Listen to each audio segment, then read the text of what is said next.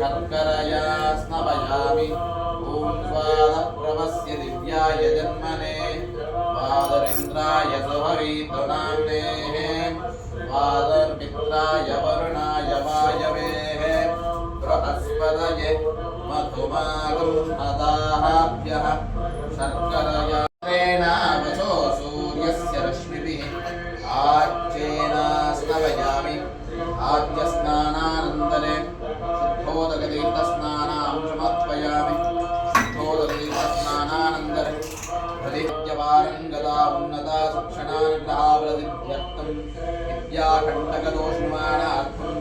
सर्वादृष्टि सर्वदृष्टिदोषनिवारणार्थं सर्वादृष्टिवादनिवारणार्थं श्रीकुलदेवता कुलदेवी कृपाशीर्वाद सदा अनुग्रहा वलसिद्ध्यर्थं श्रीमेधाशक्ति शीघ्रमेवानुकूल्यता वलसिद्ध्यर्थं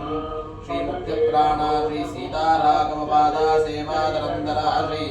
सञ्जीववीराञ्जनेय स्वामी देवता प्रीत्यर्थं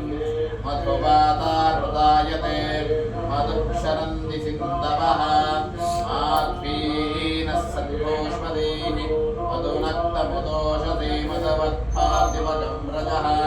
मधोद्योरस्तनः पिता मधुमानो वनस्पत मधुमागं अस्तु सूर्यः मार्गे गावो भवन्तु नः मधुमधुना स्नपयामि मधुस्नानानन्तरे पुनः शुद्धोदकतीर्थस्नानां समर्पयामि शुद्धोदकतीर्थस्नानानन्तरे तथा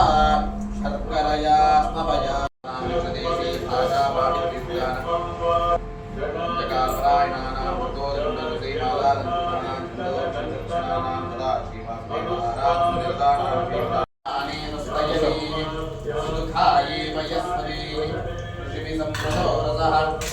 ब्राह्मणे प्रथमं यदम् ओमाप्याय सुतमेतत् विश्वमनुष्णियं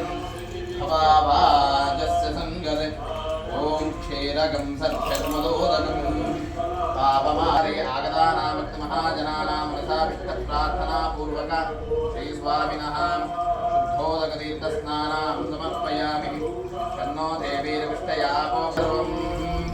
यद्धोदयः अग्निर्वामायतनम् आयतनवान् भवति यो अग्निरायतनं वेद आयतनवान् भवति आपो वा अग्निरायतनम् आयतनवान् भवति एवं वेद यो वामायतनं वेद आयतनवान् भवति वायुर्वामायतनम् आयतनवान् भवति एवं वेद यो वामायतनं वेद आयतनवान् भवति आपो वे वायोरायतनम् आयतनवान् भवति असो वै तपन्नपामायतनम् आयतनवान् भवति यो एवं वेद यो वामायतनं वेद आयतनवान् भवति चन्द्रमा वा अपामायतनम् आयतनवान् भवति एवं वेद यो वामायतनं वेद आयतनवान् भवति चन्द्रमा वा अपामायतनम् आयतनवान् भवति एवं वेद यो वामायतनं वेद आयतनवान् भवति पर्जन्यो वा अपामायतनम् आयतनवान् भवति यः पर्जन्यस्य आयतनं वेद आयतनवान् भवति यः पर्जन्यस्य आयतनं वेद आयतनवान् भवति एवं वेद यो वामायतनं वेद आयतनवान् भवति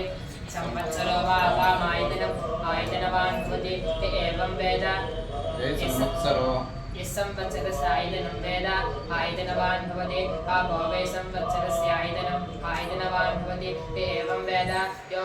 क्षणां प्रतिष्ठितां वेद प्रत्येव तिष्ठति इमे वै लोकाः सुप्रतिष्ठिताः నేను ಹೇಳ್ತೀಯಣ್ಣ